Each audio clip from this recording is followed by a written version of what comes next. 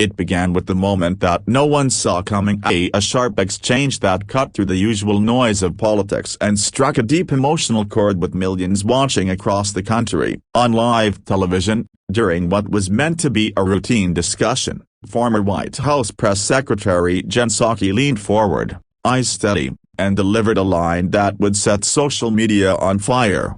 Greater than "You're not qualified." Her words were aimed squarely at Robert F. Kennedy Jr., who had been discussing his controversial but passionate campaign trail, touching on issues from public trust to freedom of information. The studio fell silent for a moment, the kind of silence that hangs heavy, thick with the question of how someone will respond when challenged not just on facts, but on their very worthiness.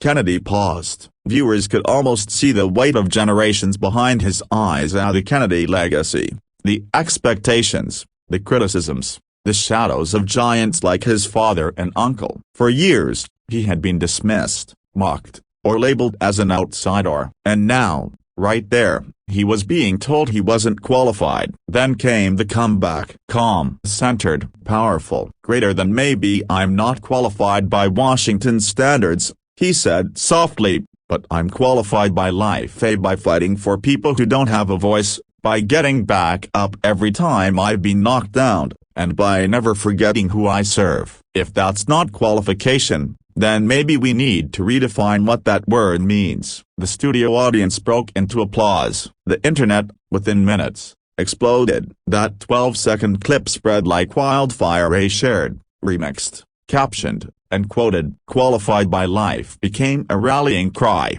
appearing on shirts, memes, and political forums across every platform imaginable. For many Americans, it wasn't about politics anymore. It was about something deeper, the feeling of being underestimated, overlooked, told that you weren't enough. People connected to Kennedy's words because they saw themselves in them. The single mother working 2 jobs, the student who'd been told they weren't college material, the veteran trying to rebuild a life, the worker passed over for a promotion. Kennedy's words echoed in their hearts, qualified by life. Meanwhile, Psaki, a ever-composed and sharp-paced, stood by her stance, later clarifying that she respected Kennedy's passion but believed expertise and evidence mattered deeply in leadership. Yet even she couldn't have anticipated how her challenge would spark such an emotional reaction. What began as a clash of viewpoints turned into a national conversation about what it truly means to be qualified. As the days unfolded,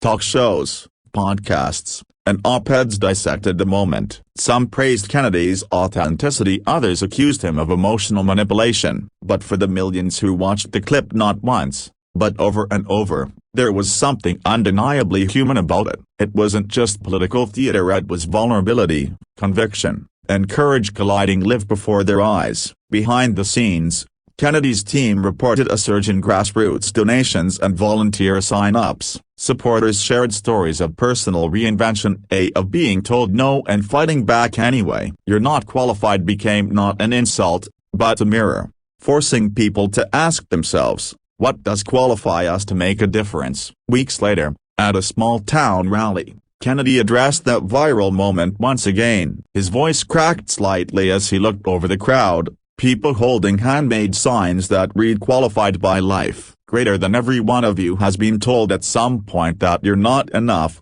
he said, "that you don't have the right background, the right degree, the right connections. But here's the truth, your experiences, your scars, your struggles, your perseverance, those are your qualifications. Don't ever let anyone take that from you." The crowd erupted in cheers. It wasn't about politics anymore, it was about purpose. By the end of that week, the phrase had become more than a viral quote. It was a symbol of resilience, a reminder that in a world obsessed with credentials and categories, the most powerful qualification is often the one you can't put on paper. Heart.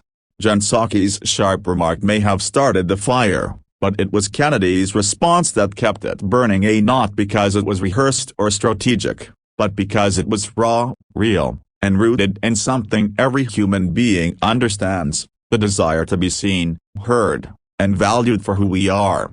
And as that clip continues to circulate, sparking discussions far beyond the world of politics, it leaves behind a message that feels larger than any election, any debate, or any headline.